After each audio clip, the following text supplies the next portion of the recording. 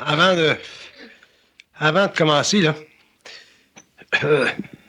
ça serait peut-être bon que vous sachiez qui vont permettre à l'homme de rentrer dans cette fonction, cette haute fonction mentale-là. Puis, ce livre-là, ça va être une mémoire. Ça sera une mémoire. Je ne sais pas si... je peux pas vous dire s'il va être l'épaisseur du livre. Probablement que ça va être une brique comme la Genèse, là, parce que eux autres, quand ils écrivent, ils en ont masse à dire. Mais c'est bon que vous sachiez que je vais écrire un livre sur la psychologie évolutionnelle. Je peux peut-être vous donner des petits détails, là. Ils disent que je vais commencer à l'écrire aussitôt que je vais me sentir bien.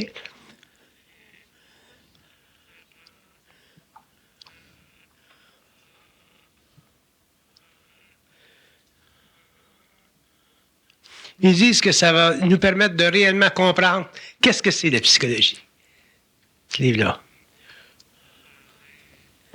Ils disent que ça va être avancé dans le sens que ça va être occulte, mais ça va être compréhensible, ça va être simple.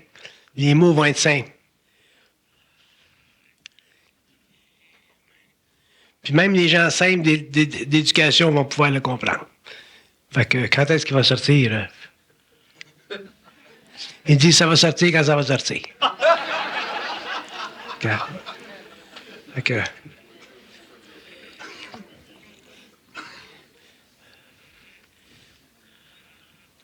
Ça. Fait que c'est intéressant. Ça va sortir quand ça va sortir.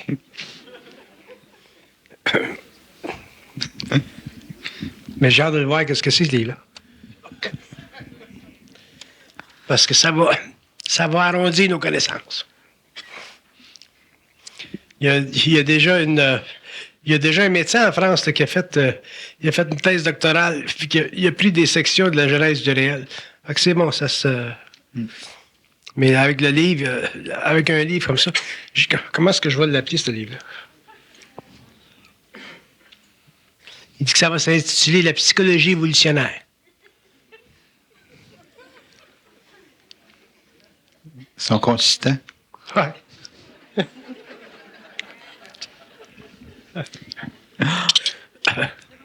Moi, je peux-tu vous faire une prévision pour la sortie du livre? Ça ne peut pas aller trop. Ça pourrait vous étouffer? OK, on y va. On parle. OK. Dans la deuxième partie, Bernard, le thème, c'est violence et morale sociale. Tout à l'heure, vous avez dit on voudrait parler des jeunes. Et puis, effectivement, on est dans une dynamique sociale où il y a beaucoup de violence. Il y a beaucoup de violence dans la musique, il y a beaucoup de violence par le biais du cinéma. Il y a beaucoup de violence même aussi au niveau des médias. Là. Tu sais, quand on s'en va dans le domaine des médias, on voit qu'il y a beaucoup d'agressivité. On parle des skinheads, on parle de toutes les formes d'agression par le fait des journaux, là, tu sais, de la Bosnie, puis toutes ces bébelles-là. La guerre est accessible à l'individu plus qu'avant. Quand on parle de jeux vidéo pour les ordinateurs, entre autres, c'est toujours des luttes, des combats, de l'assassinat. En tout cas, il n'y a rien qui est relax là-dedans. Y a-t-il quelque chose, y a-t-il un médicament qu'on peut donner à une société pour que ça arrête ça? Ou bien si c'est nécessaire à une société de vivre cette continuelle forme de dualité, de combat entre deux idéologies? Parce que finalement, la violence, ça vient de deux idéologies qui ne se rencontrent pas. Là. Mais y a-t-il quelque chose qui peut être fait pour une société pour neutraliser cette violence-là? Dans une société. C'est très complexe, le phénomène de la violence dans une société. On peut en étudier quelques étapes. Un des problèmes fondamentaux de la violence dans la société moderne occidentale, même orientale, c'est que dans la violence, l'homme recherche, ou les nations recherchent une identité. La violence, c'est une réaction psychologique à l'absence d'identité. Puis l'homme ne peut pas vivre dans un vide. Puis quand l'homme vit dans un vide social, comme là aujourd'hui, on vit dans un vide social, on n'a plus l'Église, on l'a plus comme avant, ainsi de suite. À ce moment-là, l'homme vit de la violence parce qu'il est obligé de réagir animalement pour se sentir. La violence, c'est le besoin chez l'homme de se sentir. Mm-hmm. Donc, de se trouver une identité, mais à travers son animalité. C'est ça de la violence. Si l'homme était conscient, il chercherait son identité à travers le mental, donc à travers le calme, la patience ou la spiritualité s'il était un être spirituel. Fait que la violence dans notre société, elle découle du fait que l'homme moderne n'a plus de connexion psychologique avec les lumières de sa civilisation. Donc, les valeurs morales d'antan, les valeurs sociologiques d'antan, tout est en chambardement. Et en plus du fait qu'on est rentré, surtout depuis l'ère de la télévision, on est rentré dans une période où l'image est devenue, l'image a une valeur monétaire. Regardez ce qui se passe avec Calvin Klein, là. La grosse affaire de Calvin Klein, les annonces. Calvin Klein, il a été réellement critiqué à New York, tu sais, au niveau des annonces, c'est ça. Bon, mais l'image a une valeur monétaire. Le son a une valeur monétaire, la musique, et l'image a une valeur monétaire. Puis ça fait partie de la dégénération très, très rapide dans un sens de notre civilisation depuis les années 60-70. Puis c'est très, très astral, parce que l'énergie astrale, c'est le fuel pour tout ce genre de mouvement-là. Alors, le fait que l'image et le son sont monnayables, ce qu'on retrouve dans l'industrie du cinéma, et ainsi de suite, dans l'industrie de la musique, ça pollue tout l'environnement de la vie humaine. Si vous enleviez aujourd'hui là, l'image violente du cinéma et la violence sonore de la musique, la violence sociale tomberait. Fait que ça fait partie de la rupture des formes de notre civilisation. Ça fait aussi partie du fait que l'homme a plus contact avec sa spiritualité primitive, puis éventuellement, ça va le ramener à découvrir une autre spiritualité, un petit peu plus évoluée, là. Puis c'est inévitable, ça fait partie des cycles lunaires de la planète. Puis, on n'a pas fini d'en voir parce que l'astral, ça s'empironne tout le temps. Puis, fait que... Est-ce que la violence... Où il y a une solution à la violence, ou où il y aura une solution à la violence, c'est au niveau individuel. Mais là, vous tombez dans l'éducation des jeunes. Les jeunes, dans la mesure où les jeunes vont se trouver une identité, les jeunes vont se sortir de ces courants de violence-là, mais à ce moment-là, ils vont être obligés de s'identifier psychiquement à eux-mêmes. Ils ne pourront pas s'identifier trop à l'égrégore collectif autour des autres. Puis ça va faire partie de leur évolution. Ça va changer leur conscience. Ça va faire d'eux des êtres particuliers. Puis, tu peux pas être conscient puis appartenir à quoi que ce soit. Fait que c'est comme ça que la jeune génération ou ceux qui sont, ou les gens de la vieille génération qui se conscientisent vont se sortir de la violence ou ne participeront plus à la violence. Mais il n'y a rien à faire avec la violence. Ça va durer au moins jusqu'à l'an 2050. Puis en s'empirant, là. En changeant constamment de forme. Ça change constamment de forme. La violence va changer de forme. Oui, constamment. Ouais. Elle va constamment changer de forme. Elle va être plus subtile. Parce que l'homme a une très, très grande capacité psychologique de s'adapter à la violence. À des virus. Différentes sortes de virus. La violence, c'est un virus. L'homme s'adapte psychiquement, l'homme s'adapte physiquement, l'homme s'adapte psychiquement. L'homme va s'adapter à des choses dans 20 ans qu'aujourd'hui, il trouverait absolument abominable. C'est comme quand vous regardez en arrière, tu sais. on s'est adapté à Elvis Presley. Mais il y a du monde dans le temps qui trouvait ça abominable, Elvis Presley. Aujourd'hui, Elvis Presley, comparé avec ce qui se passe, c'est un ange gardien. Ça fait que... même chose au niveau du cinéma. Bon, vous allez dire, mais y a-t-il une valeur à ça? Y a-t-il une valeur à la violence, puis à tout ça? Il y en a une valeur. Puis c'est une valeur qui est très étroite. C'est que elle permet à l'individu de se libérer de l'autoritarisme. Fait que la violence qui existe, les skinheads, vous parlez des skinheads? Oui. Ces gens-là, les gens, dans leur mode d'expression, se libèrent de l'autoritarisme. Et la violence, mais c'est simplement une réaction. C'est un outil pour eux autres. OK. Fait que dans un sens, c'est normal que les jeunes soient plus violents. Puis de l'autre côté, il faut qu'ils fassent attention parce que l'égrégore de la violence peut devenir tellement puissant qu'éventuellement le jeune, en tant qu'individu, il est absorbé dedans. C'est ça le danger de la violence. La violence n'est pas dangereuse en tant qu'elle-même. La violence, elle est dangereuse dans le sens qu'elle va absorber des êtres qui n'ont pas suffisamment d'identité. Les êtres qui ont d'identité, mais la violence, ça fait simplement partie du panorama de la vie. Mm-hmm. Mais les êtres qui n'ont pas d'identité, ils vont être absorbés par la violence. Puis ça, c'est là qu'on les perd, ces jeunes-là. Mm-hmm. Donc, ils peuvent finir dans le meurtre, ils peuvent finir dans la drogue, ils peuvent finir dans toutes choses. Fait que, pour éliminer la violence, chercher à l'éliminer sur le plan individuel. Sur le plan collectif, il y aura toujours des mécanismes sociaux pour la contenir. La police est là pour contenir la violence. Les gouvernements seront toujours là pour contenir la violence.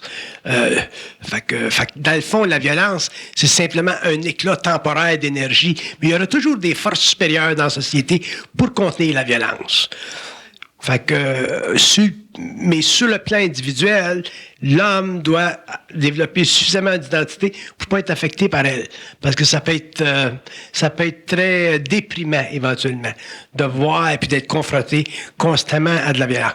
Peut-être que vous autres, vous la voyez pas, la violence dans la musique. Peut-être que vous la voyez pas, la violence dans les films. Ou vous la voyez pas, la violence dans la société tous les jours. Mais là, la façon que les gens se parlent, ainsi de suite. Les gens ne le voient pas parce que ça ne les touche pas physiquement? Ou? Les gens ne le voient pas parce que les gens sont endoctrinés. Okay. Les gens sont endoctrinés. Je vous donne un exemple. Quand il y a eu le mouvement de libération politique des années 70 au Québec, quand les artistes se sont mis ensemble et ont dit, on se tutoie, il n'y a plus de vous, là. Mm-hmm. Fait que même si tu te connais pas, si on te connaît pas, tu arrives dans un restaurant et on va te dire, qu'est-ce que tu veux? Mais ils n'ont pas réalisé que c'était de la violence. C'est de la violence. Fait que si t'es jeune, t'as des buffers, tu sens pas ça comme de la violence. Tu sens ça comme une sorte d'affinité, une sorte de camaraderie, et ainsi de suite. Mais quand tu as une certaine sensibilité, ça devient de la violence. Mm-hmm. C'est réel. Tu le réalises. Moi, il y a une waitress qui m'arriverait dans un restaurant pour me dire, qu'est-ce que tu veux? Tu veux-tu des toasts ce matin? Je dirais, veux-tu coucher avec moi?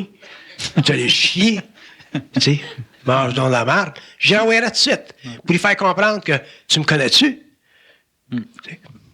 Je donnerais un choc. Fait que... Parce que ma conscience vibre à ça. Ouais, c'est la violence. Est-ce que, Bernard, ça voudrait dire que le niveau de violence augmente avec la diminution de la sensibilité des gens? Oui, définitivement, parce que à partir du moment où la masse devient insensible, à ce moment-là, ce qui arrive, c'est que les âmes, toutes les âmes, inconsciemment, se connectent. Fait que quand tu es dans une société, là, les âmes, à travers le langage, l'image, le son, les éthers subtils, ils se connectent. Puis là, ils se développent ce que tu appelles l'égrégore de la masse. Puis là, ça peut devenir très, très puissant.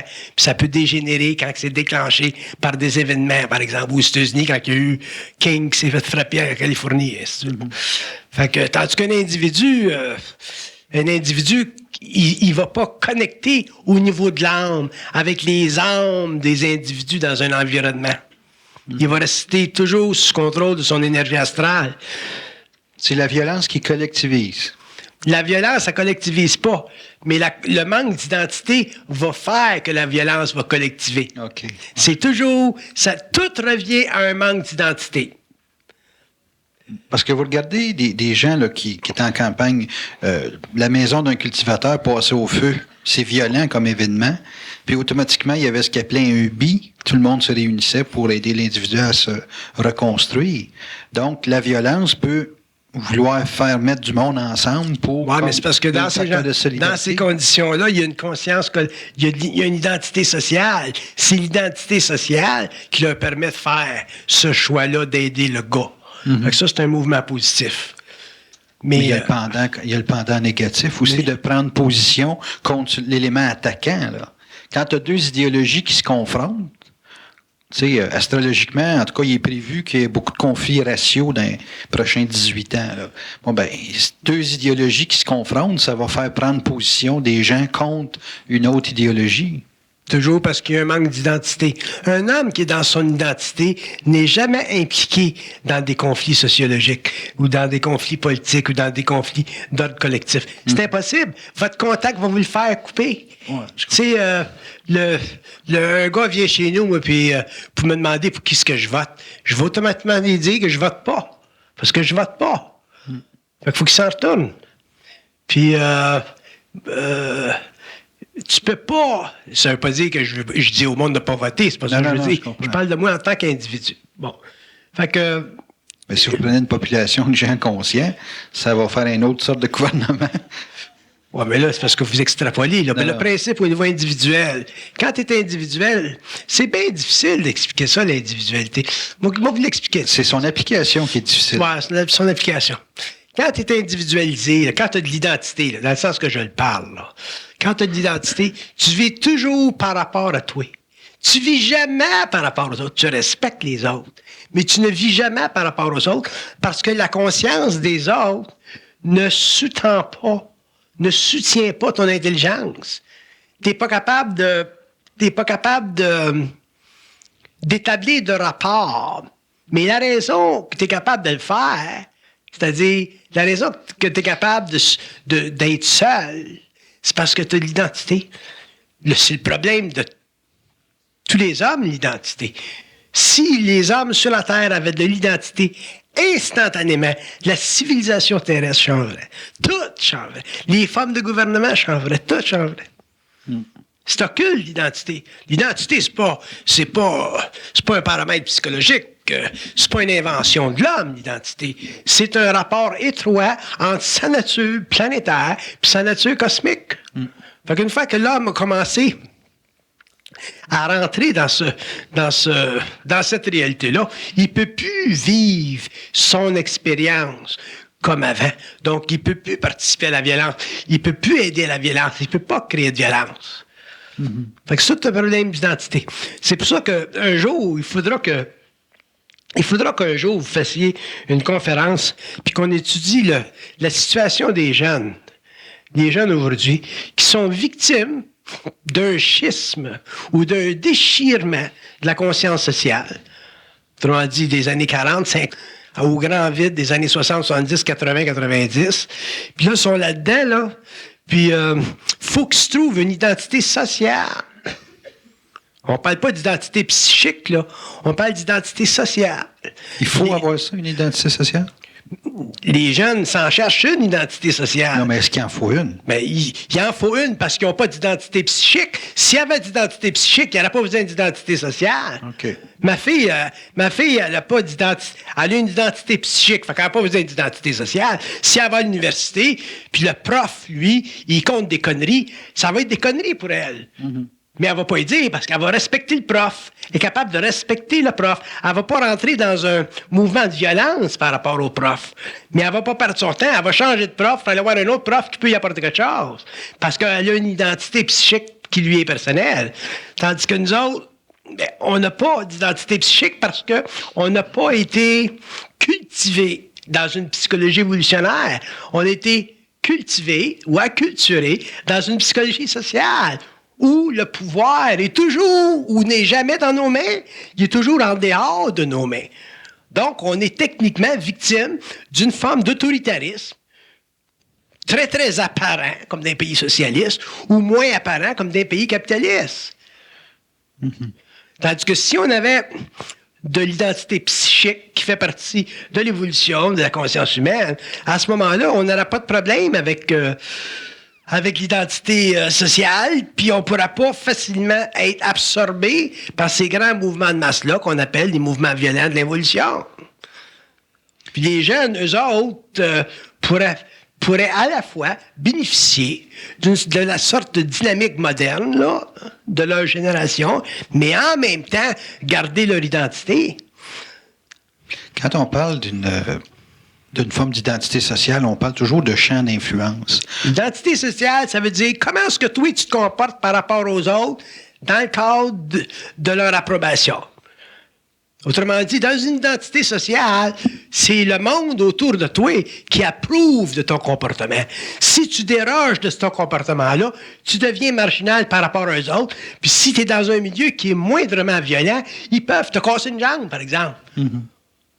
Tu sais, un petit jeune, là, un jeune qui arrive à l'école, là, puis disons qui aurait été éduqué dans une famille assez correcte, là, puis qui arrive dans une école difficile, là, parce qu'il a changé de place ou déménagé, là.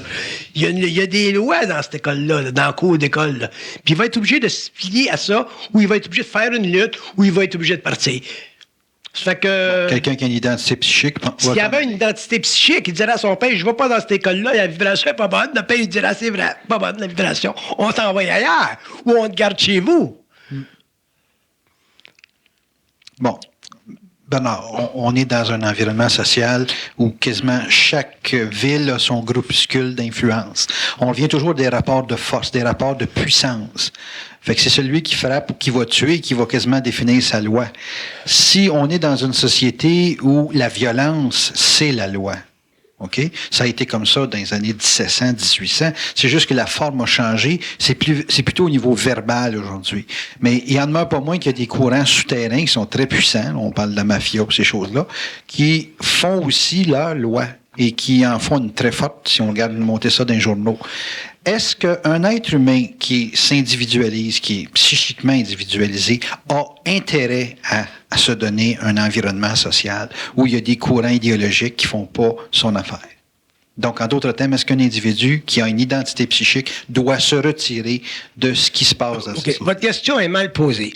Parce que là, vous posez une question, puis vous demandez dans la question si un être qui a une identité psychique doit naturellement ou sera amené naturellement à s'exclure de ça. Puis c'est pas la question est mal posée. Pourquoi? Parce qu'elle prédispose l'homme à une attitude mentale. Puis ça, c'est pas bon. L'homme, quand il devient conscient, automatiquement, il va s'exclure. Mm-hmm. C'est par rapport à c'est en fonction de son identité qu'il va s'exclure. Moi, je dirais jamais à un jeune, bon, ben, écoute, là, tu vis dans un milieu, là, difficile, là, tu devras sortir de là, papa. Non, parce qu'il y a les corps pour être là. Il y a les corps pour la vivre, la guerre. Mais, si je dis aux jeunes, tu penses que tu penses, puis qu'il en arrive à comprendre ça, hein, puis que sa conscience change, un jour, automatiquement, il va être obligé de sortir de ça. OK. Le grand danger avec des notions qui sont totalement ouvertes, comme la psychologie évolutionnaire, c'est que les gens développent des attitudes qui disent, je suis un être qui a une certaine conscience, je vais sortir de ce milieu-là. Là, c'est une forme de prédéterminisme. Puis c'est pas bon parce que ça va vous demander de développer une attitude mentale. Okay. Puis c'est très possible que, étant dans ce milieu-là, vous aviez des choses à apprendre. Mm-hmm. Mais le point que je veux dire, c'est que si l'homme se conscientise, développe une identité psychique, automatiquement, il va être obligé de se sortir lui-même de ces environnements-là. Il faut que ça soit une conséquence de votre évolution, de sortir de ces mondes-là. Il ne faut pas que ce soit une attitude mentale. Si ça part d'une attitude mentale, vous allez vous rentrer dans un autre milieu qui va être aussi pire que celui que vous avez laissé. OK. Bon, dans les milieux qui véhiculent beaucoup de violence, il y a toujours le syndrome du héros. Laissez-moi vous dire une chose. Je vais vous donner un exemple. Là, ma fille était allée en Hawaï. Là, Hawaï, ça fait pas longtemps. Puis à Hawaï, il y a une grosse communauté spirituelle. Là. New Age. Là. New Age, là. Bon.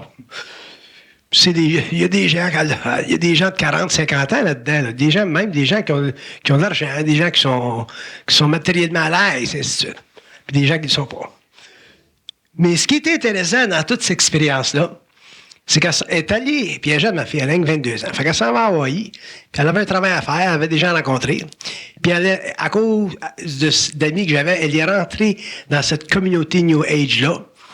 Puis les gens lui ont laissé savoir, à travers leur expérience, le caractère bénéfique des drogues. Puis ils ont tout énuméré, là. Drogue de ci, qu'est-ce que ça fait? Telle drogue, qu'est-ce que ça fait? Quelle drogue, qu'est-ce que ça fait? Telle drogue, qu'est-ce que ça fait? Puis elle dit que c'était tellement merveilleux la façon... Puis là, tu prends le contexte là-bas, là. Des dauphins qui se promènent, là, puis les jeunes, puis les lots qui tombent des rochers. Tu sais, c'est Hawaï, c'est beau. Bon. Puis là, ces gens-là, de 45-50 ans, là, les yeux dans la graisse de bine, qui sont en train de dire comment c'est merveilleux la drogue de ci. Puis qu'est-ce que ça fait, cette drogue-là? Puis qu'est-ce que ça fait, cette drogue-là? Puis elle me dit, en revenant, elle me dit, si tu m'avais pas parlé, elle dit, je serais tombé dans le panneau, je l'aurais pas vu. Parce que c'est des gens qui sont très sensibles. Il y en a qui sont voyants là-dedans. Puis ils sont capables de te rentrer dans leur monde. Mais comme elle avait de l'identité, puis elle est très polie, elle les a écoutés, elle a appris ce qu'elle avait à apprendre d'eux autres, mais elle n'est pas tombée dans le piège de la drogue avec eux autres. Mm-hmm. Pourquoi? Parce qu'elle avait de l'identité. Puis elle me l'a dit, elle dit, c'était tellement beau là-bas, tout amenait à ça. Fait que si vous prenez un jeune normal, puis vous l'envoyez en Hawaï, rencontrer des gens de même, c'est automatiquement qu'il va finir sa soirée, il va fumer du pot, whatever. Mm-mm. Fait que le phénomène de l'identité, c'est un phénomène qui est très, très profond. Puis on n'en connaît pas tous les aspects aujourd'hui. Mm-hmm. On le réalisera au fur et à mesure qu'on rentrera dans notre identité, qu'on saura qu'est-ce que c'est, que ça veut dire, l'identité. Mais définitivement, l'identité, c'est le cristal de la conscience humaine. Si vous regardez le phénomène de l'identité sur les plans subtils, un homme qui est dans son identité sur les plans subtils de la lumière, il est dans un cristal de lumière. Donc, ça va loin, l'identité. Fait que, dans une société violente comme la nôtre, si l'individu n'a pas d'identité parce que ça ne fait pas partie de l'information qu'il a reçue au niveau de son évolution, ben à ce moment-là, il vit toujours par rapport à ce qui se passe, puis c'est pour ça que la vie des jeunes est difficile. Fait que tu as des jeunes qui ont une bonne vibration, qui sont fins, qui sont intelligents, puis qui se cherchent une identité à un tel point où, éventuellement, ils se disent, ils tombent dans la trappe, ils se disent, bon, mais c'est la société qui me doit ça. C'est la société. Puis c'est pas vrai. La société ne doit rien à l'homme. Pourquoi? Parce que l'homme a toutes les ressources possibles, imaginables, en dedans de lui-même, pour se sortir et pour se mettre en vue ou au-delà de la conscience, de l'inconscience sociale. L'homme a des grandes ressources. Mais si il a été amené dans son éducation à penser que la société il doit ci, puis que la société il doit ça, éventuellement, il puisera pas dans ses forces. Puis il ira pas chercher en lui cette énergie-là qui fait partie de son identité. Donc, il sera toujours un numéro. Il est là le phénomène du numéro. Puis il y a bien des gens qui se sentent comme des numéros en société. Puis quand est-ce que tu te sens comme un numéro? Quand tu rencontres un médecin, quand tu rencontres un militaire, quand tu rencontres un homme politique, quand tu rentres dans des structures qui sont bien établies, là, c'est là que tu te sens comme un numéro. Mm-mm. Fait que là, vous allez dire, mais oui, mais c'est quoi le problème de se sentir comme un numéro dans des structures, puisque les structures font partie de la civilisation puis font partie de l'ordre établi? Mais le problème, c'est que tu n'es plus capable de communiquer avec ceux qui te numérotent. Fait que moi, quand je vais voir mon médecin, je me sens pas comme un numéro. Je me sens pas comme un homme qui est assujetti au pouvoir médical. Parce qu'il y a un pouvoir dans la médecine. Mm-hmm. Hein, que le fait qu'on a le droit de couper ton corps ou d'ouvrir ton corps, c'est un pouvoir que la société, démocratiquement, leur donne. Pour des raisons qui sont bénéfiques. Mais si toi, tu es un numéro, tu n'es pas capable de communiquer avec le médecin parce que tu n'as pas d'identité, à ce moment-là, ben, tu deviens mécaniquement, machinalement numéroté. Donc, tu vis toute la relation étrange qui existe entre un médecin puis sont patientes. Fait que ce soit au niveau de la médecine, je prends la médecine là parce que c'est un cas particulier, mais que ce soit au niveau du gouvernement, que ce soit au niveau des forces militaires, au niveau de la police. Quand la police t'arrête sur la rue, t'es un numéro. Quand un gars de 6 pieds 4 t'arrête puis il te demande tes papiers, si t'as pas d'identité, tu vas te sentir un numéro. Parce que premièrement, si tu le baves, il peut te sortir de ton genre, puis il a le droit, ça fait partie des statuts légaux. Il peut te retourner de bord puis te mettre des mains dans les airs. Il peut te faire sentir bien, bien petit. Pourquoi? Parce que tu n'as pas d'identité. Puis pourquoi tu n'as pas d'identité? Parce que tu n'es pas capable de comprendre que ce gars-là, il fait un travail. Qu'il y a une femme, qu'il y a des enfants comme toi. Puis qu'il rencontre des gens plus tough que toi. Puis que sa vie est en danger. Puis que ton rôle, toi, en tant que citoyen, c'est de le respecter, lui. Mais si tu n'as pas d'identité, donc tu as une fausse identité. Puis tu veux le baver ou tu veux être impoli par rapport à lui, lui, il est socialement permis de te tasser, puis il va te tasser. Fait qu'après ça, ben, tu vas développer une complexe d'infériorité par rapport à lui. Tu vas haïr la police, tu vas haïr les médecins, tu vas haïr les psychiatres, tu vas haïr tous les gens qui sont en autorité, qui sont des êtres merveilleux, dans la mesure où il y a de l'équilibre entre toi, comme individu, puis eux autres, qui représentent la société. Puis après ça, ben, quand il n'y a pas de police, puis qu'il n'y a pas de médecin, puis qu'il n'y a pas de psychiatre, puis que l'ordre social tombe, puis qu'on finit dans des situations comme en Bosnie ou whatever, ou en Russie, là, tout le monde se plaint. Est-ce qu'ils sont un policier? Est-ce qu'ils sont un psychiatre? Est-ce qu'ils sont ceux qui sont en autorité? Est-ce qu'ils sont les professeurs? Mais c'est à vous autres de garder les professeurs quand vous en aviez des professeurs. Fait que si vous les aviez gardés parce que vous aviez de l'identité, vous n'aurez pas de problème aujourd'hui. C'est un petit peu de même, ça marche. Ça veut dire que les gens qui n'ont pas d'autorité sociale s'ils ont un manque d'identité, ont une rébellion naturelle. C'est ça le problème. Puis c'est eux autres qui sont à l'origine de la violence? C'est eux autres qui sont à l'origine de la violence, oui, parce que c'est eux autres qui ont la capacité grégaire d'engendrer le feu de la violence quand c'est déclenché par des événements sociaux qui sont remarquables ou remarqués. C'est eux autres. Il fait qu'ils veulent être en autorité, mais par la porte d'à côté. Ils veulent être en autorité par la porte d'à côté, c'est-à-dire quand tout le monde, là, toutes les consciences animales vibrent, là, tout d'un coup, là, parce que, bon, je donne l'exemple de King en Californie, là. Toutes les Noirs, là, quand la conscience des Noirs a été déclenchée par le phénomène de King, toutes les Noirs se sont mis en autorité. Ils ont voulu ne pas être un numéro, temporairement. Mais ça dure temporaire. Puis si Wilson, je ne sais pas si c'était Wilson qui était au pouvoir dans ce temps-là, si Wilson avait été moindrement intelligent, hein, il aurait envoyé tout de suite les forces militaires, puis ça aurait boiré ça, un petit peu comme Trudeau a fait dans le temps. Là. Ça n'a pas duré longtemps, il a fait le cul, 7 ans. Fait que c'est ça l'affaire. Mais dans le temps, il était critiqué.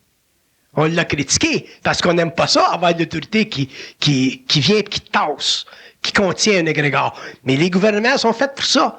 Les masses ne pourront jamais renverser un gouvernement. Ben ça s'est déjà fait dans le passé. C'est pas les masses qui renversent un gouvernement. Ce sont des individus. Des individus, ouais. Auxquels les masses ont une allégeance, une fidélité. C'est pas les masses. C'est des individus. C'est pas les Russes qui ont renversé le système socialiste en Russie. C'est Gorbatchev, Yeltsin. C'est eux autres qui ont fait qui ont créé le mouvement. Puis les masses se sont ralliées à ça. C'est ça. Ouais. Ça prend des individus forts qui ont du charisme, et ainsi de suite. Les masses ne sont pas capables de rien faire. La seule chose que les masses sont capables de faire, c'est de détruire. Un petit peu comme Maurice Richard dans le temps, quand il avait été sorti il y avait eu une punition, là. Bon, le monde sont descendus dans les rues, puis ont cassé les vitrines chez Eaton, chez Morgan, puis de Sainte-Catherine dans le temps. Les masses ont une capacité de détruire. Mais ils n'ont pas une capacité de construire ensemble s'ils n'ont pas de chef. Fait que ça va loin, l'affaire de l'identité. Bien, bien loin, l'affaire de l'identité. Fait qu'une identité sociale, finalement, c'est un chef qui a de l'identité. Une identité sociale, c'est un état mental, social, à un certain niveau, qui est maintenu en équilibre par une région de chefs, des chefs de différents calibres, parce que c'est une pyramide, la société. Tu as le président, vice-président, secrétaire, trésorier, puis ça descend. Tu as des agences, c'est ça qui tient toute l'affaire ensemble. C'est ça une identité sociale. Un culte social, j'appelle ça un culte social. Qui est généré par un chef. Qui est maintenu par un chef ou par des sous-chefs, qui est maintenu là, mais qui est rattaché aussi à des principes de conservation qu'on retrouve dans les constitutions nationales. C'est les constitutions, dans le fond, qui sont réellement l'âme des pays, comme aux États-Unis et au Canada. Mm-hmm. Là, on est dans un tournant là, au Québec. On peut-tu parler d'une recherche d'identité sociale? Au Québec, là, on est dans une recherche d'identité sociale. Effectivement. Puis il va falloir qu'on choisisse entre si tu oui ou si tu non. Mm-hmm. Puis ça va être intéressant de voir à quelle vague ça va. Ça va-tu dans le oui? Ça va-tu dans le non? Fait que un individu, un type qui est dans son individualité, il va dire, bon, ouais, moi, je suis pour le oui, je suis pour le non. Ça serait intéressant de savoir qu'est-ce qu'il décide. Tandis qu'un homme qui n'est pas dans son identité, il va se coller à un oui ou à un non pour pouvoir avoir l'impression d'appartenir à quelque chose, de faire une différence. Fait qu'il y a différents niveaux d'identité. Okay. C'est intéressant. Ce qui est intéressant, c'est que quand je regarde la bourse, exemple, quand une personne vend un stock, il y en a toujours un qui achète. Donc, il y a toujours quelqu'un qui pense le contraire de toi. Mm-hmm. OK? C'est fantastique de voir qu'il n'y a personne qui pense la même chose en même temps. Donc, le conflit ou la guerre ou la dualité va toujours exister parce que si on prend position pour un oui, il y aura toujours une gang de non, puis ça va toujours générer de la chicane en quelque part.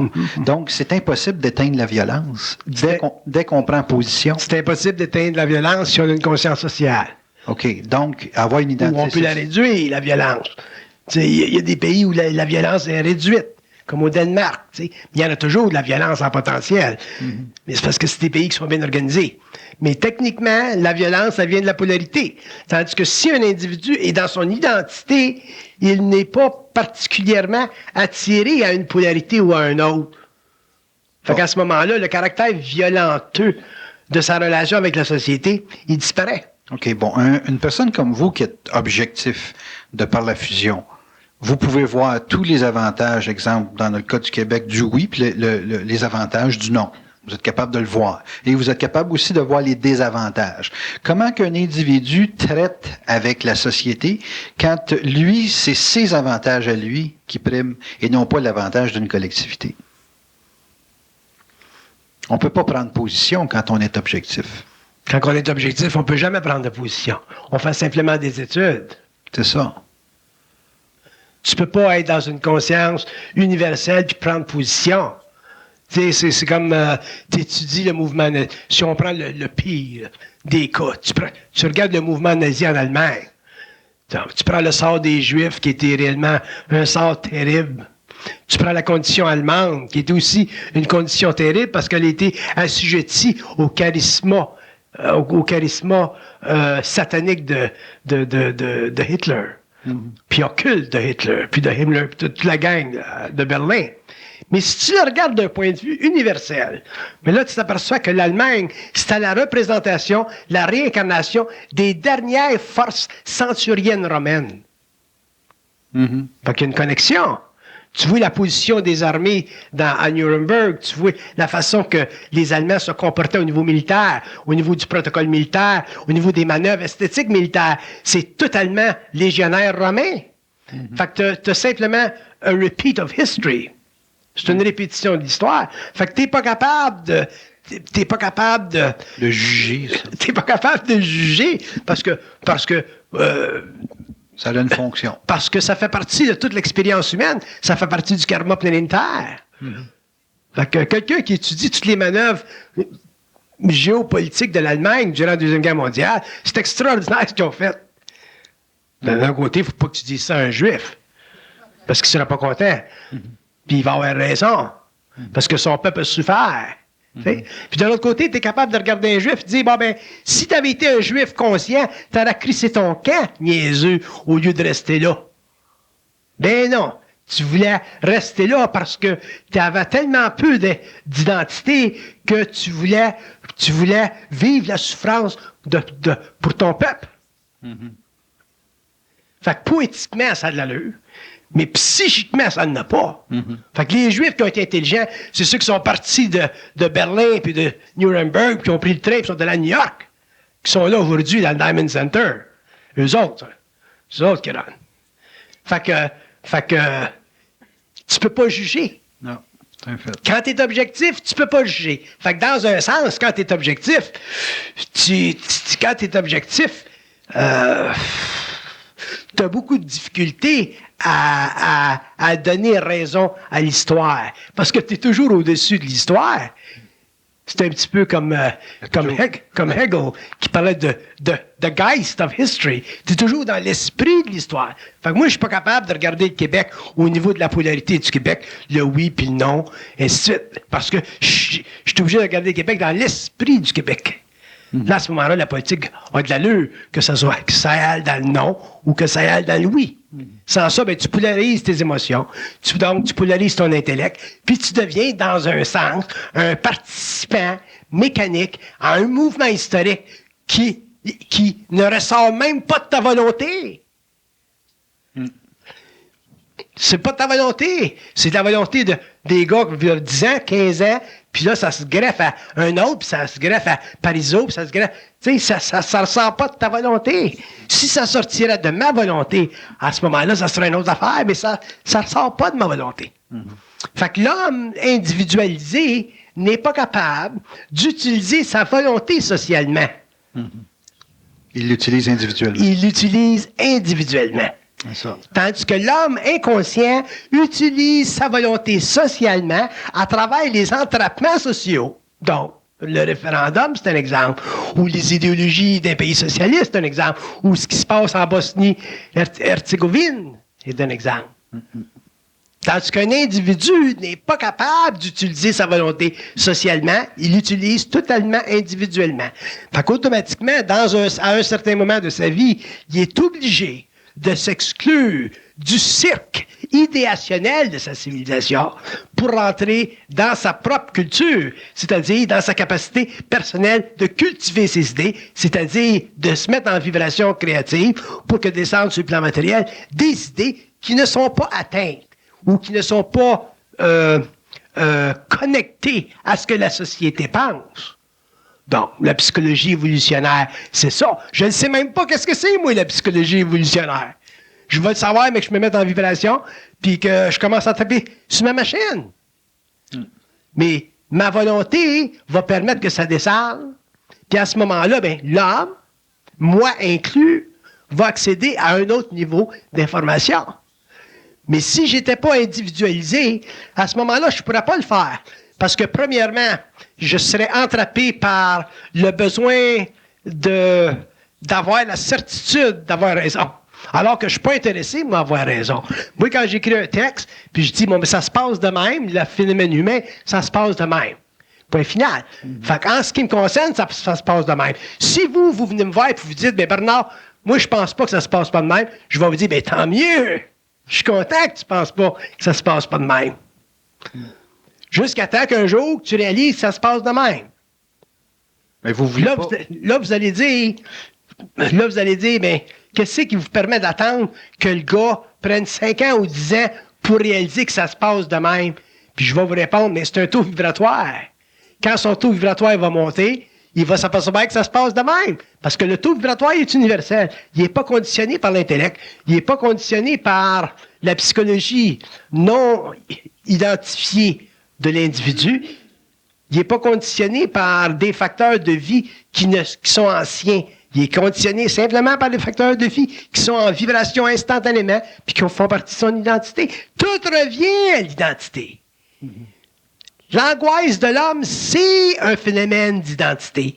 Les jeunes qui souffrent dans la société, c'est un phénomène d'identité. Les vieux qui souffrent, c'est un phénomène d'identité. Les gens qui sont en mariage ou en amour et qui sont pas heureux, c'est un phénomène d'identité. C'est impossible, quand tu es dans ton identité, d'être malheureux. C'est impossible, même si tu es souffrant. Moi, je peux être souffrant de ma maladie, mais je suis pas malheureux. Je suis content de ma maladie parce que c'est une belle maladie, parce que je sais ce qu'elle va me permettre de faire, cette maladie-là. Mais quand tu n'as pas d'identité, tu es automatiquement assujetti à des polarités, donc à des pertes de conscience. C'est ça le numéro. C'est ça. Vous n'avez pas une perception réflexive de vous. Vous avez un constat de vous. C'est ça. OK. Bon, une personne qui n'a pas d'identité va chercher à endoctriner quelqu'un de par ses idées. Pour 3 raisons.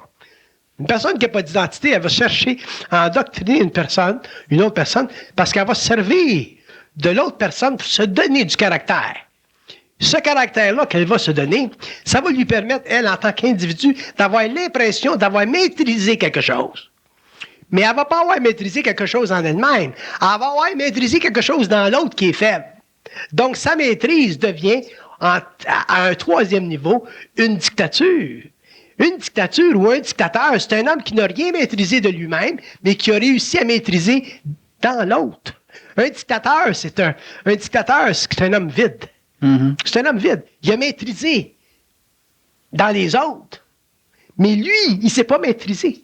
Il n'a rien maîtrisé en lui-même. C'est pour ça que le phénomène de l'identité, c'est probablement le phénomène le plus occulte chez l'homme.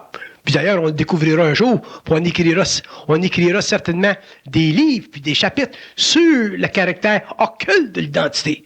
Puis on verra que l'identité, c'est réellement la suppression totale de la programmation planétaire de l'âme. Ce qui lui donne accès à quoi? Ce qui lui donne accès à la parole libre. Quand tu as une identité, tu as une parole libre. Pourquoi est-ce que l'homme n'a pas de parole libre? Parce qu'il n'y a pas d'identité. Les gens vont dire, je ne suis pas capable de parler, ou j'ai de la difficulté de m'exprimer. La seule raison que vous avez la difficulté de vous exprimer, ou la capacité de parler, ou d'engendrer des notions qui sont réellement révélatrices, créatives, instantanées, c'est parce que vous avez un manque d'identité. Fait que c'est très, très facile d'être intelligent, créatif. Mm-hmm. C'est très facile. Il y a un homme qui est conscient n'a aucun mérite d'être intelligent. C'est très facile. Ce qui est difficile, c'est la transmutation de ses corps pour en arriver là. Mais ça fait partie de son évolution. C'est pas un mérite de sa part. C'est un constat universel sur la Terre qui est véhiculé à travers son esprit. Alors, diriez-vous que quelqu'un qui a d'identité, c'est quelqu'un qui a parfaitement éliminé tous les problèmes avec la domination, sous toutes ses formes?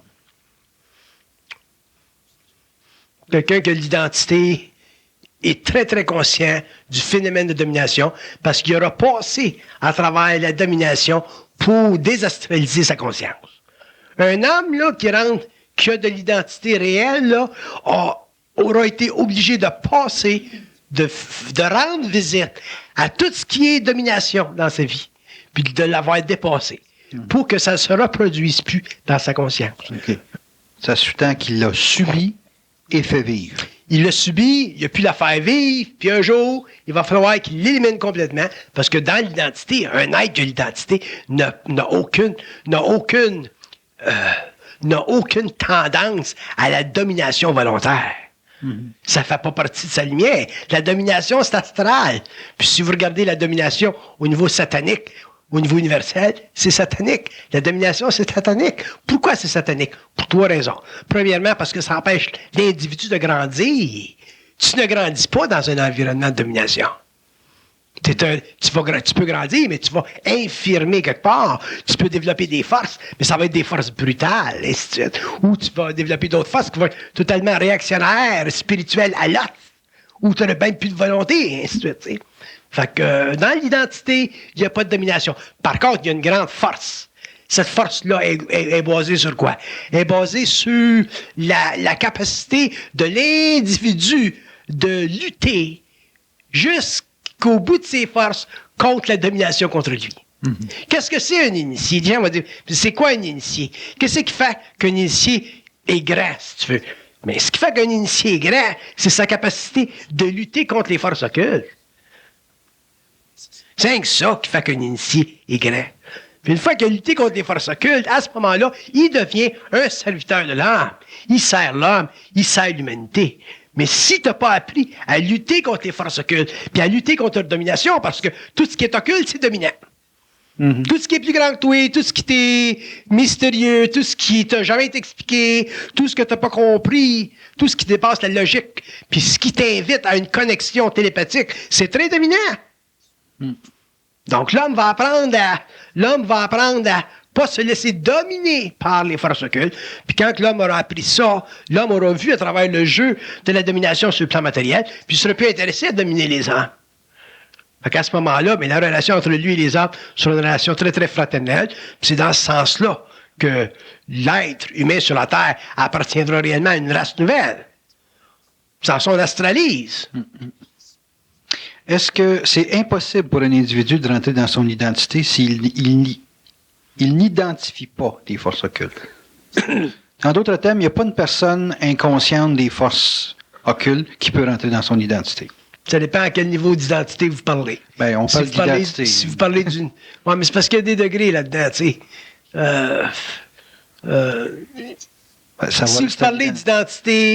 Si vous parlez d'identité réelle, il faut que l'homme prenne conscience de l'invisible. Maintenant, il peut prendre conscience de l'invisible au niveau des entités astrales, ou il peut prendre conscience de l'invisible au niveau des forces mentales. Mais il faut qu'il prenne conscience d'un plan au-dessus de lui, qui n'est pas humain. Bon, Hitler, il était dans l'occulte. Hitler était dans l'occulte. Il y avait une conscience des entités. Il y avait une conscience des entités. C'est pour ça qu'il y avait une si grande identité, d'ailleurs. Il y avait de l'identité. Il y avait une très grande identité négative. Il y avait une grande identité. Ça a été la source de son pouvoir. Mm-hmm.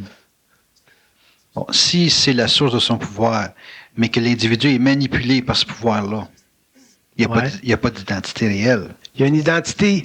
Que tu aies une identité de lumière ou que tu aies une identité satanique, c'est une identité. OK. Tu sais, une identité, c'est quoi? C'est trois choses. Une identité, c'est une capacité de faire. Une identité, c'est une capacité de savoir. Une identité, c'est une capacité de détruire ou de construire. Et là, la différence. Fait qu'Hitler, il avait la capacité de détruire ou de construire. Il a détruit parce qu'il était astralisé. Il a détruit parce qu'il n'y avait pas suffisamment de lumière en lui. Autrement dit, il a détruit parce qu'il était en relation avec des forces qui étaient noires.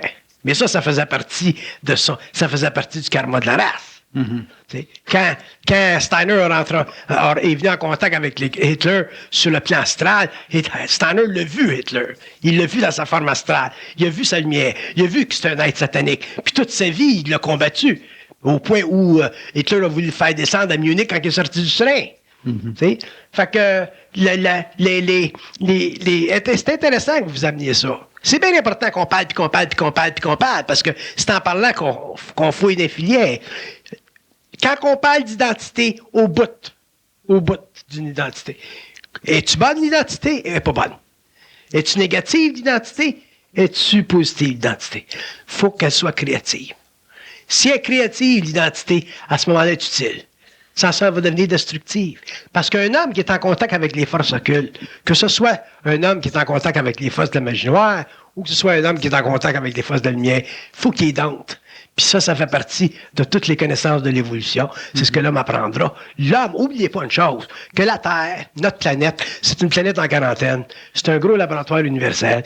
Il faut que l'homme en arrive finalement à venir face à face avec sa réalité. Mais venir face à face avec sa réalité, c'est pas un constat spirituel, c'est pas une dictée spirituelle, c'est une guerre. Un homme qui vient en contact avec son double, il doit en arriver à la guerre. Si Hitler avait fait la guerre aux entités qui étaient en contact avec lui, si Himmler avait fait la guerre aux entités qui venaient en contact avec eux autres, probablement que l'Allemagne, telle qu'on la connaît ou telle qu'on l'a vécue, n'aurait pas eu lieu. Un homme qui ne vient pas en contact, qui ne fait pas la guerre. Moi, savez-vous, quand j'ai des grandes souffrances avec eux autres, là, comme dans ce temps-ci, là,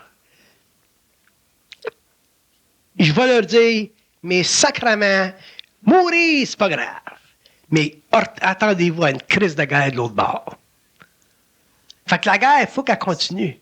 Mm-hmm. Fait que, organisez-vous pour traiter avec moi avec la même générosité que moi j'ai traité avec les hommes. Mm-hmm. Parce que si vous m'utilisez contre ma volonté pour votre plan, sur le plan matériel, pendant que moi je détruis ma santé, que mon système immunitaire tombe, je vais vous faire une crise de guerre de l'autre bord. Si ce que je sais, c'est ça.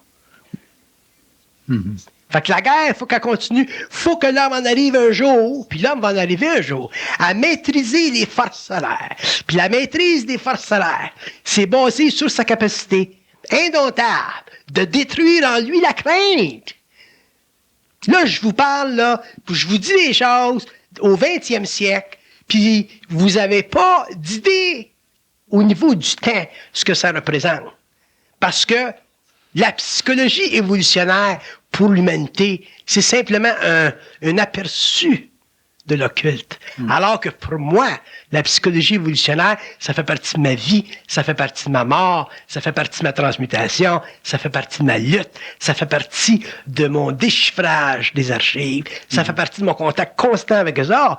Fait que je peux pas avoir, par rapport à l'invisible, la même perception que l'homme a eue pendant l'évolution, soit au niveau des métaphysiques, de l'occultisme, de l'ésotérisme ou des religions. Donc, il y a une guerre. Faut qu'il y ait une guerre. Une fois que l'homme va avoir compris ça, l'homme va maîtriser toutes ses énergies, mentales, astrales, éthériques, matérielles. L'homme va devenir un, et à ce moment-là, on pourra parler de la naissance sur la Terre, de ce que j'appelle une régence planétaire, c'est-à-dire un gouvernement capable, sur des plans subtils, de contrôler ce qui se passe sur le plan matériel.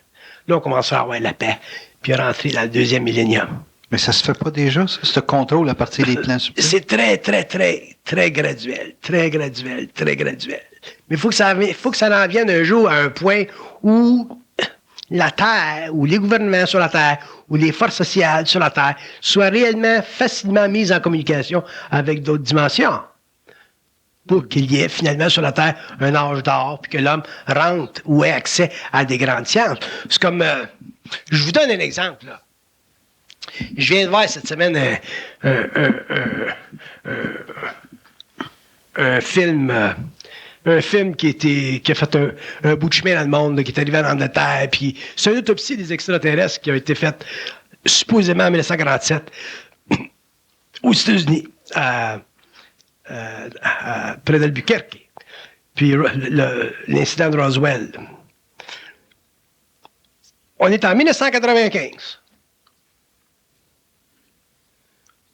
On a accès à de l'information qui vient de 50 ans, qui peut être vraie, qui peut être truquée. Nobody knows. Les gouvernements de 47 aux États-Unis, ils savent plus ce que c'est cette information-là.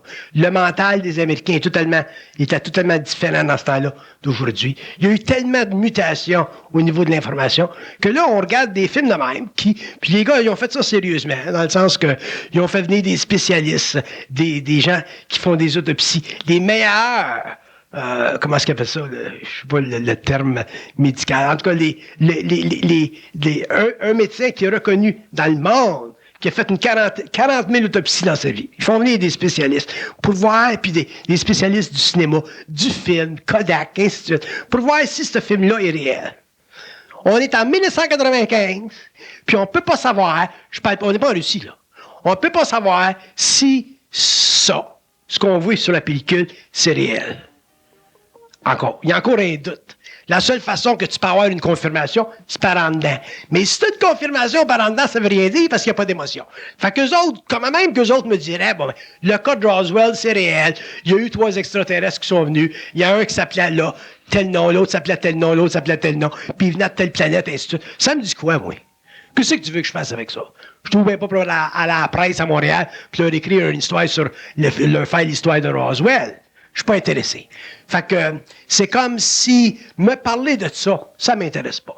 Pourquoi? Parce que j'ai plus d'émotion dans le mental. J'ai pas d'imagination. Fait que j'ai pu m'en dire, ben Chris, s'ils sont pour venir, ils viendront chez nous, puis ils cogneront à la porte, puis après ça, ben là, je saurai que c'est vrai.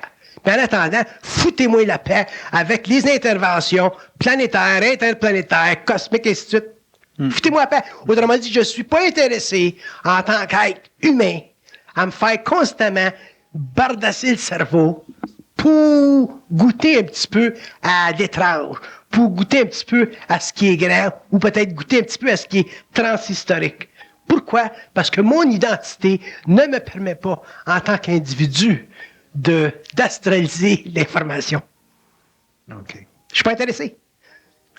Donc, Ma femme elle me dirait, bon, mais j'ai vu un extraterrestre hier. Je dirais, good for you, va manger avec. Je suis pas capable de croire. Puis c'est pour ça que j'ai la paix, là. Sans ça, ben, je serais toujours à la recherche de, puis à la recherche de, puis à la recherche de. Tu passes ton temps à vivre à la recherche de. Pas intéressé. on est toujours sollicité. Fait qu'à ce moment-là, ben, s'ils viennent chez nous, mais qu'ils viennent